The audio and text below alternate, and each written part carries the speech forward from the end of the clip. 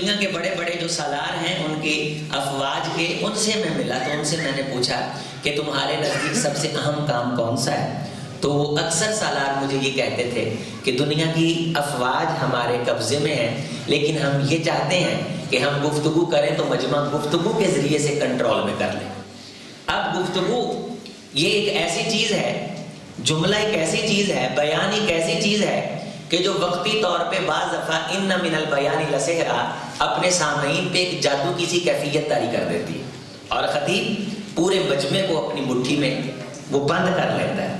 اور جو قائد ہوتے ہیں، لیڈر ہوتے ہیں، سیاستدان ہوتے ہیں، ان کے اندر اگر گفتگو کا ملکہ ہو تو پھر وہ مجمع کے اندر بڑی جلدی پذیرائی حاصل کر لیتے ہیں۔ جو مجمع کو انگیخت کرنا جانتے ہیں، ابھارنا جانتے ہیں، تحریض اور تحریک دینا جانتے ہیں۔ یہ عروہ ثقفی ایسا ہی شخص تھا جو خطیب تھا، اور خطابت عرب کے اندر چلتی تھی۔ یہ خطابت اب ہمارے اندر ہی نہیں ہے، اس سے پہلے وہ خطبے دیتے تھے، لوگوں کو اکٹھا کر کے کسی کی شان بیان کرتے تھے، کسی کی سخاوت پہ شاعری کہتے تھے۔ تو اس دور میں جو خطابت اور بلاغت کے عروج کا دور ہے، یہ عروہ ثقفی اس دور میں ایک چمکتا ہوا ستارہ تھا۔ یہ صلح حدیبیہ کے موقع پہ قریش کی طرف سے سفیر بن کے رسول گرامی علیہ السلام کی خدمت میں جب آیا تو آپ علیہ السلام سے ملنے سے پہلے اس نے ایک منظر دیکھا۔ اب یہ جب بولتا تھا نا تو قیصر و کسریٰ کے ایوانوں میں بھی خم ٹھونک کے اس کی گفتگو کو سنا جاتا تھا۔ بڑی چاشنی تھی، بڑا ادب تھا اس کی گفتگو میں۔ اس نے پرانے دیوان اور تاریخیں پرکھی ہوئی تھیں، یہ بندوں کو چھیڑ کر کے ابھارنا جانتا تھا۔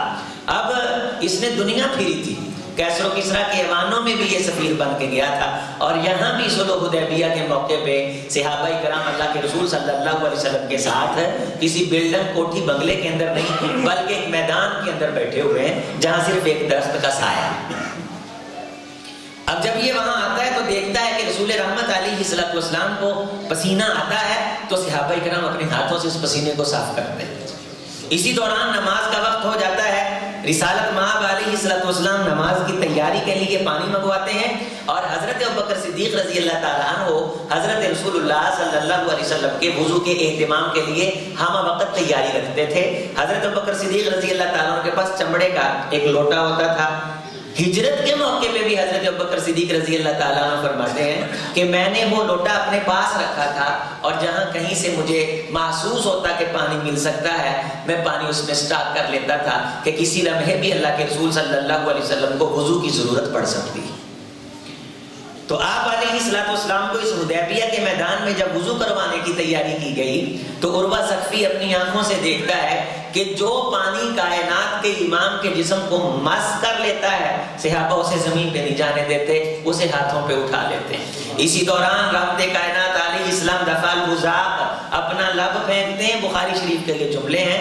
صحابہ کرام کونین کے امام کے لب کو بھی اپنے ہاتھوں پہ لیتے ہیں، وَدَالَ کا جبہہ وَوَجْهَهُ، کوئی اس لب کو اپنی جبین پہ مل لیتا ہے اور کوئی اس کو اپنے گالوں پہ مل لیتا ہے۔ عروہ ثقفی جب یہ محبت کا منظر دیکھتا ہے تو ایک جملہ وہاں کہتا ہے، مَا رَأَيْتُ فِي النَّاسِ أَحَدًا يُحِبُّ أَحَدًا كَحُبِّ أَصْحَابِ مُحَمَّدٍ۔ محمد میں نے کائنات کے زیر و بم دیکھے، عروج و اقبال دیکھے، میں نے زوال کی داستانیں اور بڑی بڑی سلطنتیں کرنے والی سپر پاوریں دیکھی ہیں، ہزاروں غلام رکھنے والے میں نے زمانے کے اپنے آپ کو بادشاہ کہلوانے والے دیکھے ہیں۔ میں قیصر روم کے دربار میں، کسریٰ ایران کے دربار میں پہنچا ہوں، لیکن اللہ کی قسم میری آنکھ نے محمد جیسا محبوب نہیں دیکھا، صحابہ جیسے محب نہیں دیکھا۔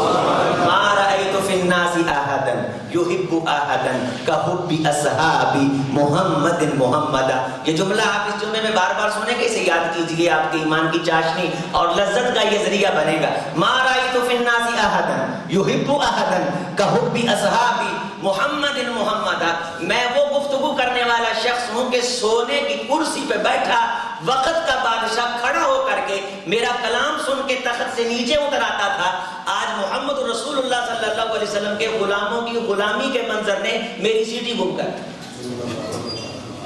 میرے جملے سارے بکھر گئے، میری تقریر ساری کھلر گئی، میری شاعری کوچ کر گئی، میری وہ فاختہ جو پھڑپھڑا رہی تھی، میرا جو ادب جو سلبتے اور کرتے لے رہا تھا، اب کوئی جملہ پکڑتا ہوں کسی کا سر پیر نظر آتا، میں کس طرح اس غلامی کے منظر کو اپنے لفظوں میں بیان کروں، اور مجھے ہنسی آتی ہے قریش کی حماقت پہ کہ وہ اس شخص کے خون بہانے کا پروگرام بنائے بیٹھے ہیں جس کے چاہنے والے اس کا تھوک نیچے نہیں گرنے دیتے، پسینہ نیچے نہیں گرنے دیتے، وضو کا پانی نیچے نہیں گرنے دیتے۔ اب یہ جو محبت ہے صحابہ کرام رضوان اللہ علیہم اجمعین کا سچا پیار ہے، اب یہ پیار جب کسی دل میں قرار پکڑے گا، یہ محبت جب دل کے اندر آئے گی، یہ احترام جب دل کے اندر آئے گا، تو وہ بات دل کے اندر آئے گی جو بات انہوں نے اللہ کے رسول سے لے کے ہم تک پہنچائی ہے۔ اگر میں ایک شخص کے نزدیک جھوٹا ہوں، میری کسی شخص کے دل میں عزت نہیں ہے، تو میری کہی ہوئی بات کو بھی وہ احترام سے نہیں سنے گا۔ میرا اگر کوئی نام لے گا تو وہ آگے سے کیا کہے گا؟ وہ تو جھوٹا آدمی ہے، وہ تو اس طرح کا آدمی ہے۔ اس لیے اللہ کے رسول کی بات پہنچانے کا جو سب سے پہلا ذریعہ ہے، سب سے پہلا جو دفعہ ہے، خود رسول اللہ صلی اللہ علیہ وسلم کے جو صحابہ ہیں، عبداللہ ابن مسعود رضی اللہ تعالیٰ فرماتے ہیں میں نے بذات خود 70 صورتیں اللہ کے رسول سے حفظ کی ہیں ڈائریکٹلی۔ تو مدرس کون ہوئے؟ جناب محمد رسول اللہ۔ صورتیں کتنی؟ 70۔ اور میں اللہ کے رسول صلی اللہ علیہ وسلم کا شاگرد ہوں، اور آج بھی قاری سعید اللہ صاحب بیٹھے ہوئے ہیں، ہمارے پاس جو سند ہے، میں انشاءاللہ آپ کو یہیں کھڑا ہو کے اپنے سے لے کے اللہ کے رسول تک اپنے اساتذہ کے نام گنواؤں گا، اس میں عبداللہ ابن مسعود سے ہو کے ہماری سند اللہ کے رسول تک پہنچتی۔ سبحان اللہ۔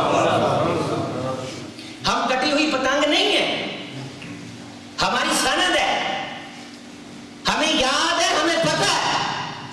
ہم نے قرآن حضرت شیخ ادریس اعظم سے سیکھا، انہوں نے عبد الفتاح سے سیکھا، جس سے انہوں نے پھر اس طرح اللہ کے رسول صلی اللہ علیہ وسلم تک۔ ہم خود اپنے بچوں کو جو سند دیتے ہیں اس میں اللہ کے رسول صلی اللہ علیہ وسلم تک نام پہنچتے ہیں، اور اللہ کے رسول سے پہلے جو بڑا نام آتا ہے وہ کس کا ہے؟ جناب عبداللہ ابن مسعود رضی اللہ تعالی عنہ۔ یہ قرآن کی جو سند ہے یہ بھی صحابہ کے دروازے پہ دستک دے کے بارگاہ نبوی میں حاضر ہوتی ہے۔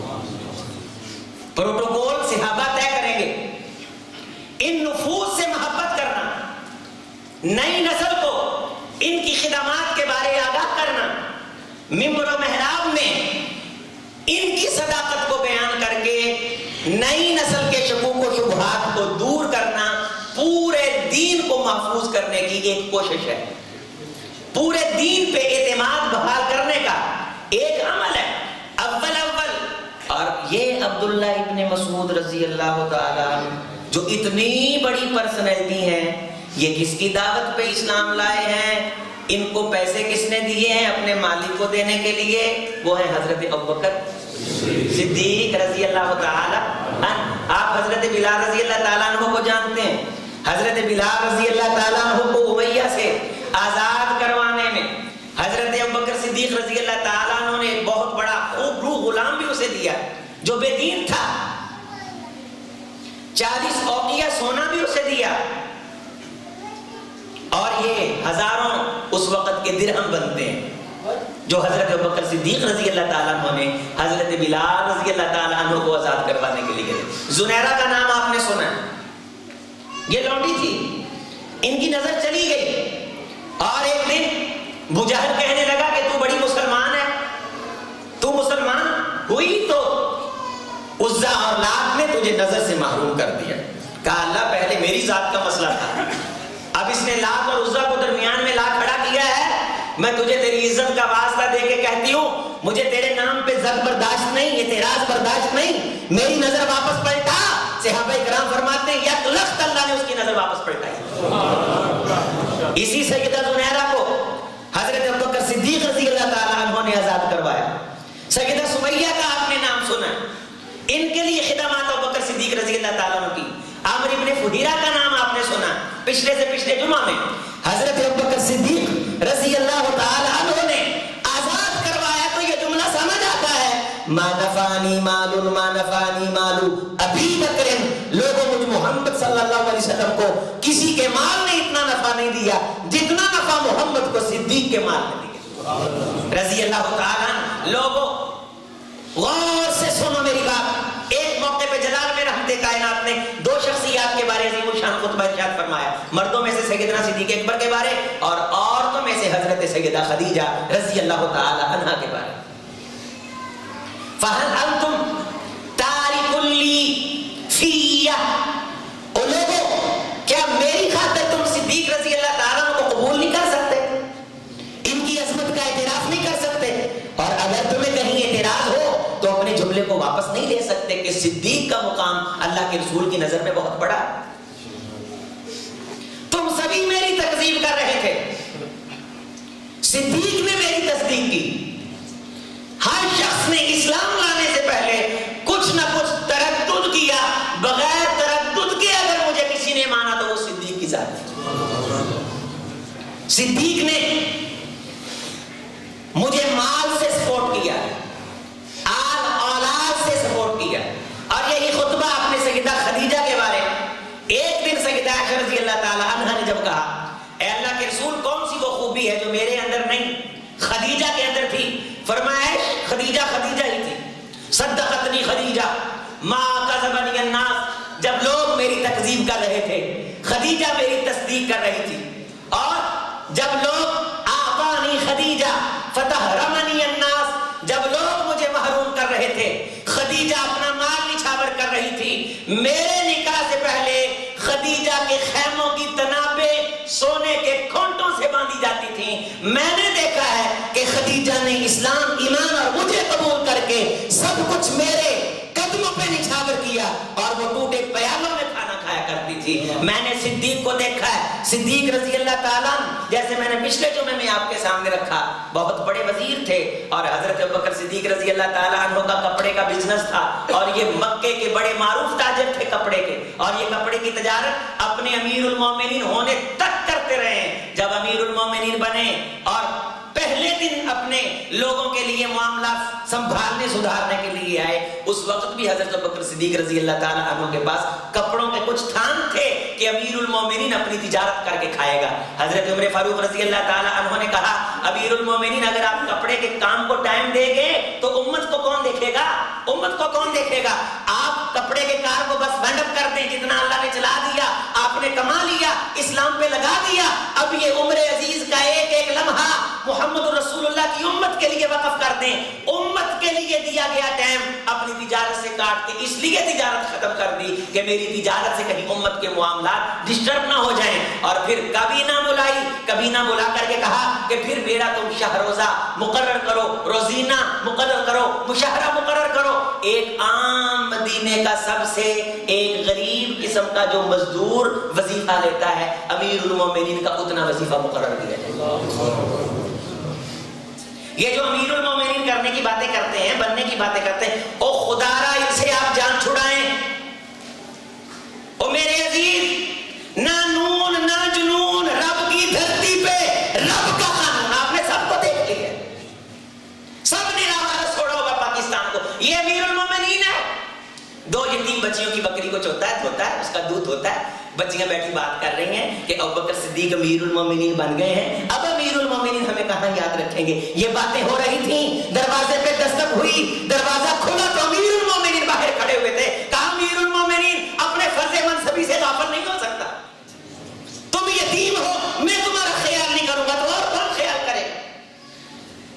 عمر فاروق رضی اللہ تعالیٰ عنہ یوں گزر رہے تھے، ایک بوڑھی بڑھیا جس کی نظر جا چکی تھی، اس کی کٹیا میں صفائی دیکھی، گھڑے میں ٹھنڈا پانی دیکھا تو دیکھ کے حیران ہوئے کہ اس بڑھیا کا کوئی ہے نہیں، کون ہے؟ پوچھا ماں جی کون آ کے تیرے گھر کی صفائی کرتا ہے، تیرے گھڑے میں پانی بھرتا ہے؟ کہا اللہ کا بندہ ہے، شام کا ہی آتا ہے، روٹی بھی دیتا ہے اور گھر کی صفائی بھی کرتا ہے اور میرے گھڑے کے اندر ٹھنڈا پانی بھی بھرتا ہے۔ حضرت عمر فاروق رضی اللہ تعالیٰ فرماتے ہیں میں سائڈ پہ چھپ کے بیٹھا کے دیکھوں یہ کون ہے کہ جسے اتنی دور بیٹھی ایک بڑھیا کا خیال ہے۔ جب شام کا وقت ہوا تو میں نے دیکھا کہ دائیں بائیں دیکھتا ہوا ایک شخص آ رہا ہے جس کا خیال ظاہر یہ ہو رہا ہے، جس کے دیکھنے سے ظاہر یہ ہو رہا ہے کہ وہ چاہتا ہے کہ اسے کچھ دیکھے نا، وہ اللہ کو دکھانے کے لیے کر رہا ہے۔ جب میں نے غور سے دیکھا تو وہ ابوبکر صدیق کی ذات ہے۔ اللہ کی قسم ہم نے خیر کے میدان میں کئی بار ابوبکر سے مقابلہ لگایا، ما سبقنا علیہ قط، ہم کبھی بھی ابوبکر سے آگے نہ بڑھ سکے، ابوبکر جیت جایا کرتے تھے، ہم ہار جایا کرتے۔ نیکی اور خیر کے میدان میں ابوبکر ہمیشہ سبقت لے جایا کرتے تھے۔ دور عمر فاروق رضی اللہ تعالی عنہ کا آیا، یہ بھی گئے بڑھیا کے گھر میں صفائی بھی کی اور بڑھیا اس کو صاف کر کے گھڑے میں ٹھنڈا پانی بھی بھرا اور جب اسے کھانا کھلایا تو وہ کہنے لگی ابو بکر فوت ہو گئے. کہا ماں جی تجھے کیسے پتا چلا؟ کہا ابو بکر جب آتا تھا نا وہ لقمہ نرم کر کے میرے منہ میں ڈالتا ہے. یہ جو لقمہ نرم نہیں نہ کیا گیا یہ لقمہ اسی طرح سخت میرے منہ میں ڈال دیا گیا. مجھے لگتا ہے کہ امیر المومنین دنیا میں نہیں رہے. یہ ابو بکر صدیق تھے. ان کی سیرت کو ہم اپنے طلباء کے لیے سامعین کے لیے مقتدیوں کے لیے بیان کرتے ہیں کہ جن کے بارے امیر المومنین عمر فاروق ساری زندگی اپنے بہت بڑے حکمرانی کے دور میں بڑے بڑے خیر کے کام کر کے کہا کرتے تھے اللہ کی قسم یہ ساری زندگی صدیق کی اس رات کے برابر نہیں ہے جو صدیق نے رسول کے ساتھ غار میں گزاری. ہم نے کئی بار مقابلہ لگایا. ایک دن رسول رحمت علیہ الصلوۃ والسلام ہمارے ساتھ بیٹھے میٹنگ فرما رہے تھے. رات کافی دیر گزر گئی. آپ نے فرمایا آؤ میں تمہیں الوداع کر کے آؤں. رحمت کائنات ہمیں الوداع کرنے کے لیے جا رہے تھے تو ہم ایک گھر کے قریب سے گزرے یا روایت کے اندر آتا ہے ایک مسجد کے قریب سے گزرے تو اندر سے قرآن پڑھنے کی آواز آئی. قرآن اتنی خوبصورت آواز میں پڑھا جا رہا تھا کہ رسول رحمت علیہ الصلوۃ والسلام تھکاوٹ کے باوجود ٹھہر کر کے قرآن سننے لگ گئے. آپ کے چہرے کی تھکاوٹ غائب ہو گئی. آپ کے چہرے پہ حشاشیت بشاشیت اترنے لگی. رحمت کائنات ایکٹیو توانا ہو کے کھڑے ہو کے اس کا قرآن سن کے کہتے ہیں واہ قرآن پڑھنے والے تو نے محمد کی آنکھوں کو ٹھنڈا کر دیا. حضرت عمر فاروق رضی اللہ تعالیٰ عنہ فرماتے میرے دل کے اندر یہ آیا کاش یہ قرآن پڑھنے والا آج میں ہوتا یہ سعادت مجھے ملتی. یہ تھا وہ جذبہ نیکی کا ایک دوسرے سے سبقت لے جانے کا. وفی ذالک فلیتنافس المتنافسون. اور دنیا میں مقابلے لگانے والوں سنو جنت حاصل کرنے میں ایک دوسرے سے مقابلہ لگایا کرو. پھر اس قرآن پڑھنے والے نے قرآن پڑھا. رحمت کائنات نے اسے شاباش دی. اسے نہیں پتا کہ باہر صاحب قرآن میرا قرآن سن رہے ہیں. اس کے بعد اس نے قرآن پڑھ کے دعا مانگنا شروع کی. وہ اندر دعا مانگ رہا تھا. باہر کائنات کا امام اس کی دعا پہ آمین کہہ رہا تھا. وہ اندر دعا مانگ رہا تھا. اللہ کے رسول فرما رہے تھے مانگ لے میں آمین کہہ رہا ہوں اللہ تجھے دیں گے. مہر لگ رہی ہے دعائیں قبول ہو رہی ہیں. تو نے رب کا قرآن پڑھا تو میرے دل کے اندر جذبات انگڑائی لے رہے تھے کاش یہ میں ہوتا. پھر میرے دل میں یہ خیال آیا یہ کون ہے تو رحمت کائنات نے یہ جملے ارشاد فرمائے جو یہ چاہتا ہے کہ اللہ اس سے محبت کرے وہ عبداللہ ابن مسعود کی طرح خوبصورت قرآن پڑھا کرے رضی اللہ تعالی. حضرت عمر فاروق رضی اللہ تعالیٰ عنہ فرماتے ہیں میں نے دل کے اندر یہ بات رکھ لی کہ صبح سب سے پہلے میں عبداللہ ابن مسعود کو جا کے مبارکباد دوں گا. اے عبداللہ ابن مسعود رضی اللہ تعالیٰ تیری قسمت کے کیا کہنے ہیں. اللہ کے رسول صلی اللہ علیہ وسلم نے تیرا قرآن سنا تجھے شاباش دی تیری تعریف کی تیری توصیف کی. میں صبح صبح اٹھا روایت کے جملے ہیں میں نے تہمت بھی اچھی طرح نہ باندھا کہ کہیں تاخیر نہ ہو جائے. میں تہمت جناب علی کٹھا مٹھا کر کے نہ دھکن میں عبداللہ ابن مسعود رضی اللہ تعالیٰ کے گھر پہنچا. میں نے دروازے پہ دستک دی. دروازہ کھولا تو میں نے دیکھا صدیق مجھ سے پہلے وہاں موجود تھے. واللہ اذن نريد لسبقت ابی بکر هو يسبق علينا ما سبقنا عليه قط.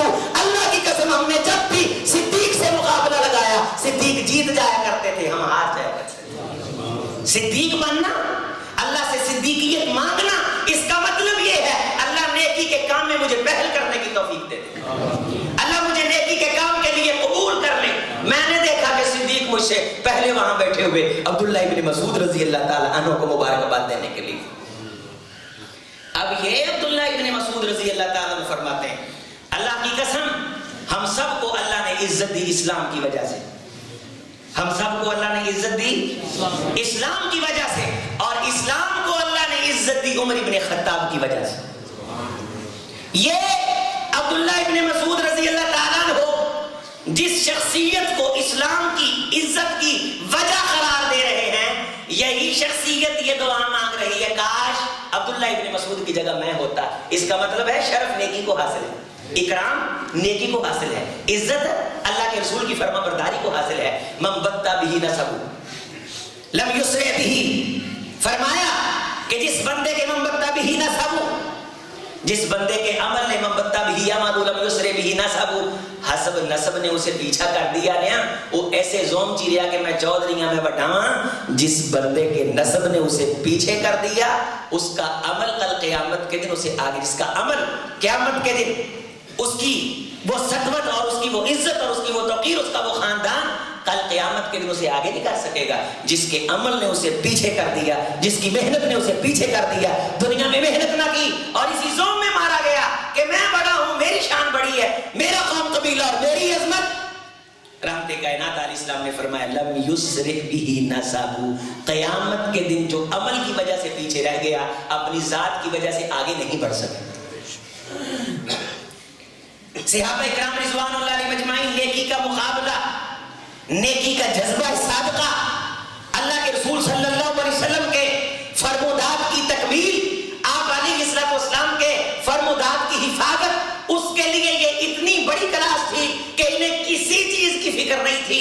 اللہ کے رسول صلی اللہ علیہ وسلم کے فرمودات کی حفاظت کی فکر تھی, قرآن کی حفاظت کی فکر تھی. حضرت عمر فاروق رضی اللہ تعالیٰ عنہ فرماتے ہیں ہم نے کمیٹی بنا کر کے حضرت زید بن ثابت رضی اللہ تعالیٰ عنہ کو حضرت ابوبکر صدیق رضی اللہ تعالیٰ عنہ نے جب قرآن پورے کا پورا ترتیب کے ساتھ 2 جلدوں کے اندر محفوظ کرنے کی ڈیوٹی سونپی تو امیر المومنین رضی اللہ تعالیٰ عنہ اتنی کڑی شرائط لکھی کہ ایک آیت آئے گی, حافظ قرآن آئیں گے, وہ آ کے وہ آیت سنائیں گے اور اس آیت کے بعد 2 گواہ آئیں گے, 2 گواہی دیں گے آ کر کے کہ یہ آیت اسی طرح ہے, پھر لکھی جائے گی. کتنی آیات ہیں, کتنی گواہیاں ہیں.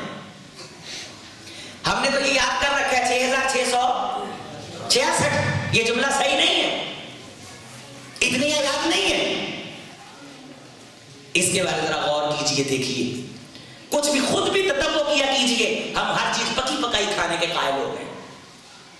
علماء سے, اہل علم سے, اہل دانش سے ہمیں پوچھنا چاہیے.